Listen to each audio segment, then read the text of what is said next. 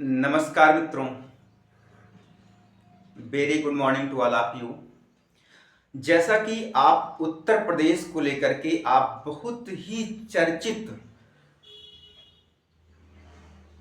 विषय आपके सामने डेली कोई ना कोई अपडेट्स आ रही हैं। वो अपडेट्स क्यों आ रही हैं, कैसे आ रही हैं, आखिरकार जो वर्तमान गवर्नमेंट या वर्तमान जो सरकार है, जैसे कहा जाता है डबल इंजन की सरकार, यानी केंद्र में भी और राज्य में भी एक ही कंपनी है और उस कंपनी की मंशा क्या है, आइए बात को समझते हैं। सबसे जरूरी जो अहम मुद्दा है वो रोजगार और शिक्षक भर्ती अपने यूपी की। तो उत्तर प्रदेश शिक्षक भर्ती के बारे में हम आपसे आज 5 विषय पर बात करेंगे। 5 विषय में, और हर एक बात को आप स्पष्ट क्लियर करते चलिएगा कि क्या ये बात सही है, गलत है, होना चाहिए, नहीं होना चाहिए, वो आप समझ पाएंगे। पहली बात होगी शिक्षा चयन आयोग पर। जो शिक्षा चयन आयोग आपको लगभग 3 साल में बन करके तैयार मिला। शिक्षा चयन आयोग को 2.5 साल लग गए बनने में, और बनने के बाद उसने तो अपना ही रंग अलग ही तरह से दिखाया। नंबर 1 तो बनने के बाद कुछ दिखाए ही नहीं, लेकिन जब दिखाना शुरू किए तो दुनिया भर का ड्रामा यानी रोजगार को जैसे लग गया कि नौकरी देने का कोई विचार प्लान ही नहीं है इस डबल इंजन की सरकार का। आप भली भांति समझ पा रहे होंगे। तो शिक्षा चयन आयोग की मंशा क्या है या उत्तर प्रदेश सरकार की मंशा क्या है, ये हम आपको साफ साफ बताएंगे कि क्या विचार है, क्योंकि कई चीजों से ये समझ आता है कि उत्तर प्रदेश सरकार या डबल इंजन की सरकार चाहती क्या है।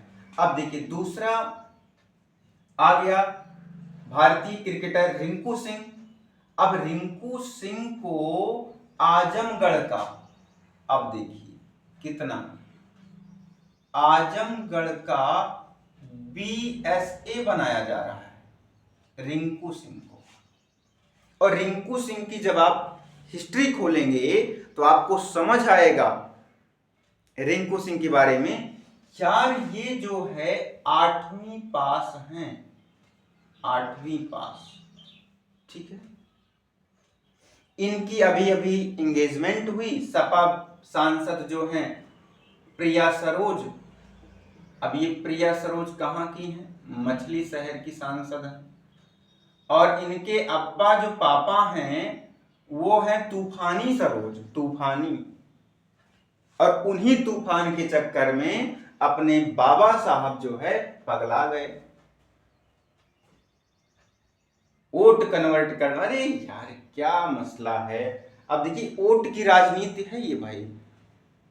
सरकार बीजेपी की, प्रिया सरोज सांसद जो हैं वो सपा की हैं। अब देखिए योगी जी क्या कर रहे हैं, उनके हस्बैंड यानी कि जो रिंकू सिंह हैं उनको बीएसए बना रहे हैं आजमगढ़ का। तो इससे क्या होगा कि जो सपा सांसद प्रिया सरोज हैं वो कन्वर्ट किस में हो जाएंगी?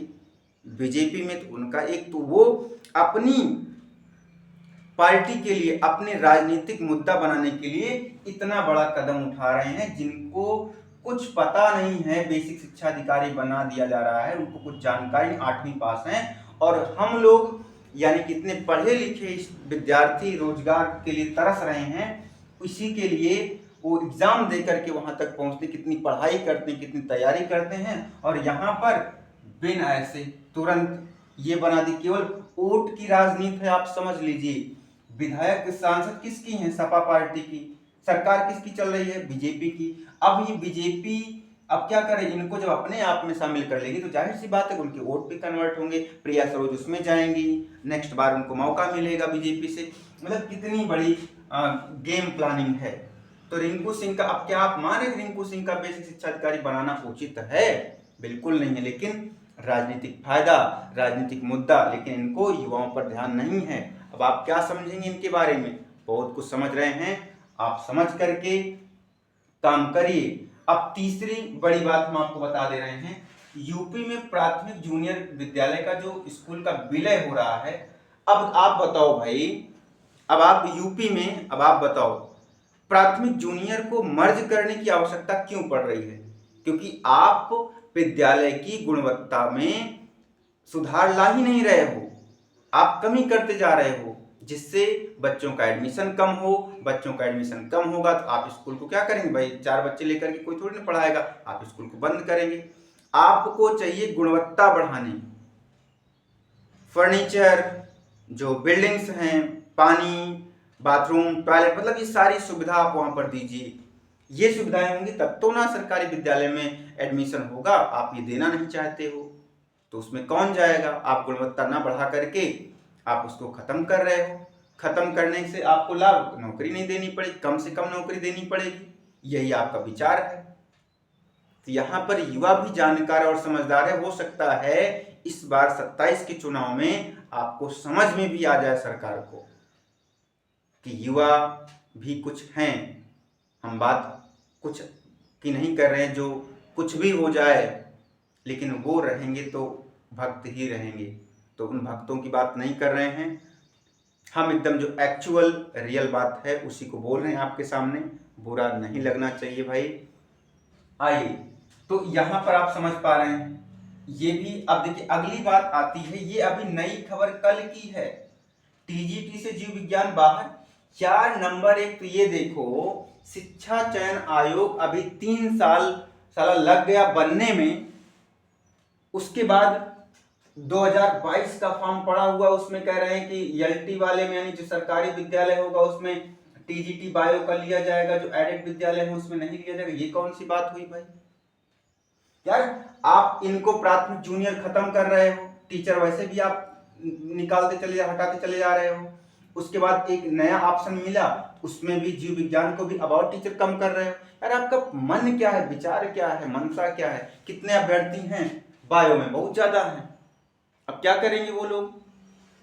ऐसे थोड़ी ना होता है यार, आप इनको उखाड़ फेंकिए।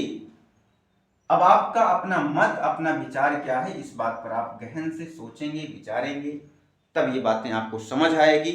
तो नेक्स्ट 2027 अगर आप नहीं सुधरे, नहीं चाहे, तो आने वाला समय हो सकता है कटोरा का ना हो जाए। कटोरा समझ पा रहे हैं आप किसकी बात? अब टीजीटी पीजीटी के एग्जाम का हो सकता है जुलाई में, हो सकता है जुलाई में डेट आए, सितंबर अक्टूबर। अब नई भर्ती का प्रावधान चल रहा है कि नई भर्ती आएगी, सितंबर तक उसका आवेदन लिया जाएगा। क्या लिया जाएगा यार? आप हर चीज खत्म करते जा रहे हो। जिनको कुछ नहीं पता है, कुछ जानते हैं उसके बारे में, उनको अपने लिए, अपने चुनाव मुद्दा के लिए आप उनको बीएसए बना दे रहे हो, शिक्षा मंत्री बना दे, शिक्षा अधिकारी। अरे यार शिक्षा अधिकारी बना क्या करोगे? क्या जानेंगे वो बल्ला घुमाने का काम करते हैं यार, आप उनको कलम चलवाने का काम करवा रहे हो। कैसे? आप लोग समझदार हो। जय हिंद दोस्तों।